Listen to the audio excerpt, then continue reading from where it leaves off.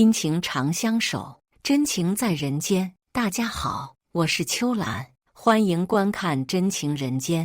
出差到老公工作的城市，本想等老公下班好好聚一下，没想到他竟然搂着女老板上了车。为了报复他，我发信息给一直追求我的男客户，我心情不好，过来陪我。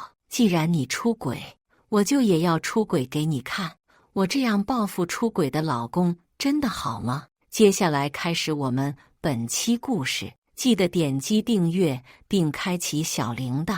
我叫陈如，今年40岁，和老公付明结婚10年了，有2个可爱的女儿。尽管岁月不饶人，但我一直很注重保养，努力保持身材和颜值。每天早上，我都会进行1小时的瑜伽练习。看着镜子里柔软的身体和凹凸有致的线条，能让我的心情变得平静和宁静。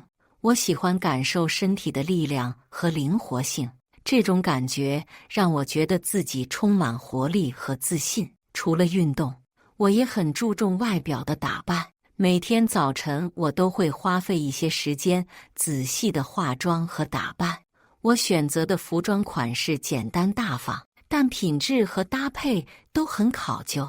我相信女人要时刻保持优雅和自信，对自己好一点，才能展现出最美丽的自己。在一家私企工作的我是个小职员，而我的老公则在一家大企业担任中层干部，年薪颇丰。我们的相遇是经由朋友介绍的，一开始我并没有对他产生太多兴趣。然而，他却持续不懈地追求我，长达半年之久。最终，他的真心打动了我，我们便走到了一起。婚后的生活充满了琐碎的事物和挑战，我们为了柴米油盐忙碌奔波，生活的压力也让我们经常发生争吵。然而，随着时间的推移，我们慢慢学会了如何和睦相处。如今，我们之间没有了争吵，只有相互承担的责任和义务。我们相信，孩子应该在一个和谐安宁的环境中成长，而不是在父母的争吵声中度过童年。最近婆婆因病住院，而我却得同时照顾她和接送孩子。由于老公正在外地出差，这段时间的压力让我感到异常疲惫，甚至连容颜都有些苍白了。中年的生活如同一场无休止的马拉松，让人感到既疲惫又无力。孩子需要照顾，老人需要关怀，而自己的工作和生活也需要顾及。我感到自己像是一座摇摇欲坠的桥梁，一旦出现问题，整个家庭都会陷入困境。然而，最让我感到无奈的是，老公即将远赴他乡工作，公司派他去开拓市场。虽然这意味着1年的分离，但也意味着更高的薪水和更好的未来。我很不情愿，但我知道这对我们来说是个好机会。亲爱的，我知道这对你来说很困难，但相信我，1年很快就会过去的。老公拉着我的手说道。我知道，但我还是会想你的，我轻声说道，眼泪悄悄地滑落。别担心，我会时常给你打电话、视频，我们不会感到孤单的。老公安慰道。虽然我知道这是正确的决定，但心里仍然无法平静。我只能告诉自己，1年很快就会过去，我们会一切顺利。自从老公外出工作后，我的生活变得比以前更加忙碌。白天我要全力以赴的工作，晚上回到家里又要照顾孩子。一天下来，忙碌的身影似乎永远也停不下来。我已经很久没有时间出门逛街了，甚至连和朋友聚的时间也变得奢侈起来。老公的工作让他几乎没有时间顾及我，我们之间的交流也逐渐变得疏远起来。他经常在深夜才能找到时间给我发信息，而我和孩子早已入睡，只能等到第2天才回复他。这种聚少离多的生活让我感到非常煎熬。虽然我们已经结婚多年，但有时候心里还是会感到空落落的，渴望得到更多的关注和陪伴。每当看到孩子静静地睡在床上，我不禁陷入深思。我知道我必须坚强，为了孩子，为了家庭，我必须承担起更多的责任。但有时候我也会想念那个能够陪伴在我身边，为我分担烦恼的老公。或许这就是生活的常态，即使是老夫老妻，也难免会有疏远和孤独的时候。我知道这一切都是暂时的，只要我们坚持相爱，相信未来一切都会好起来的。孩子生日那天，老公难得请假回家2天，我欣喜若狂。毕竟这种团聚的时刻实在是太少了。我们一家人其乐融融地给孩子过了一个美好的生日，老公和公公也喝了些酒，显得格外开心。晚上当孩子入睡后，我特意穿上了老公喜欢的带点情趣的睡衣，想要制造一些浪漫的氛围。毕竟我们已经分别很久了，渴望着一些亲密的时刻。然而让我失望的是，他却以身体疲惫和酒精影响为由，早早便入睡了。我感到一种莫名的委屈和孤独，泪水不禁流了下来。你真的太累了吗？我轻声问道，希望他能够回答我，让我感受到他的关心和体贴。他沉沉地睡着，没有回应。我抬头看着房间顶上的灯光，心中涌起一股无助和孤独感。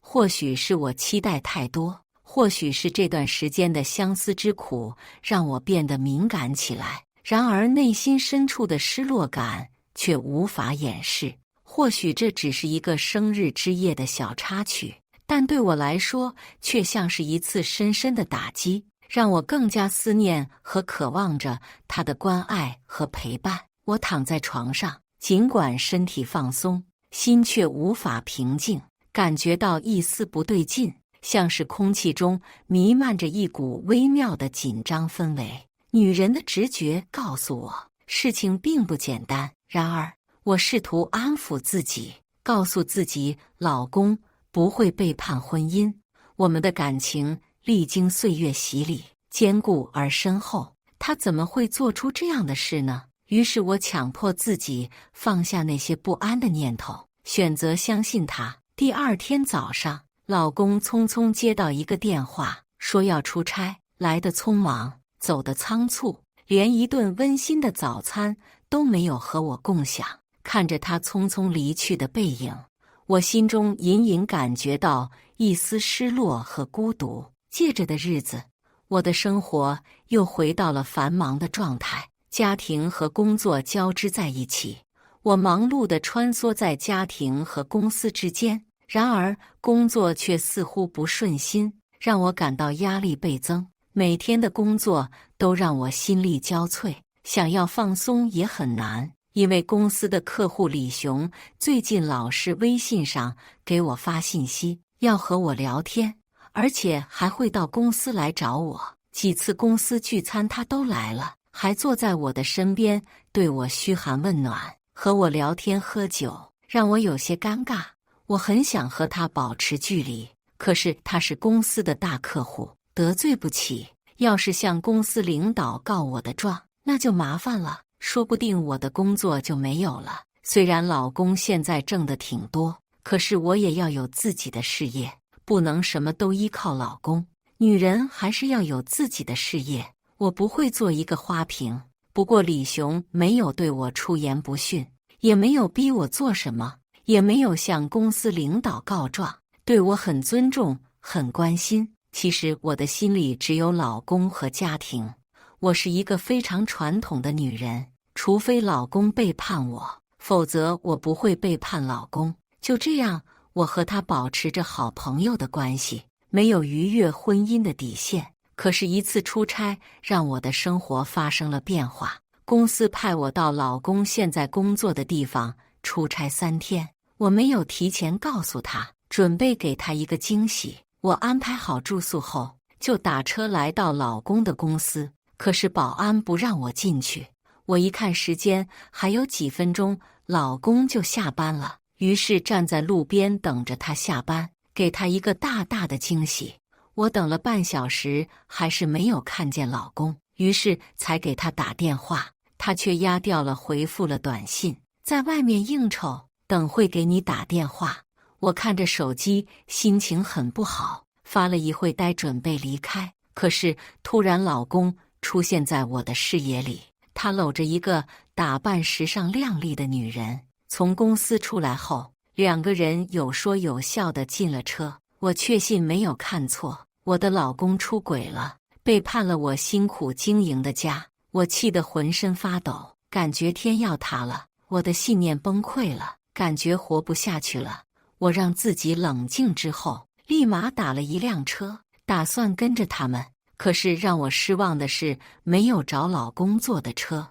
我下车后，坐在路边，浑身发抖，心里绝望到了极致，不知道该怎么办。我的脑海里突然冒出了李雄的影子，鬼使神差的给他发了一条信息。我心情很不好，过来陪我。发了位置后，我都不清楚李雄是否会来找我。这回我才发现，想找一个陪我的人竟然没有关系，最好的闺蜜和朋友都不在身边，而且家丑还不可外扬。我继续给老公打电话，依旧是不接。我给老公微信打视频，还是没有人接听。我的心已经死了，怪不得这段时间对我非常冷漠，打电话经常忙，原来是已经心变了，外面有人了。其实我真希望他能够接视频和电话给我解释一下，也许事情还有转机，也许我会骗自己。可是老公不接电话，不接视频，我就明白了，婚姻已经没有了。那我只能用同样的方式来报复他。你能出轨，其实我也可以。既然你不仁，那我就不义。李雄给我发信息3个小时后就到了。我回到了酒店，给李雄发了地址后，就将手机关机。我喝着酒，发着呆，流着泪，碎着心。3个小时后，李雄来了，他看着我问道：你怎么了？身体不舒服？我送你去医院。我说到酒自己倒，你陪我就行，其余的我不想说。李雄再没有说话，而是默默地陪着我。而我达成了报复老公的目的，试着和李雄在一起了。可是我的心里却一点也不开心，因为我和李雄没有感情，没有感觉，用别人的错误来惩罚自己，我不愉快，很内疚，非常自责，甚至于有点恶心。突然间，我有点后悔，有点讨厌自己，我不该这样折磨自己。我打开手机后，发现有许多未接电话和未读信息，都是老公和家里人的。我给老公发了信息，让他来找我。我打算摊牌和他离婚。老公来到后，很气愤地说道：你到底怎么回事？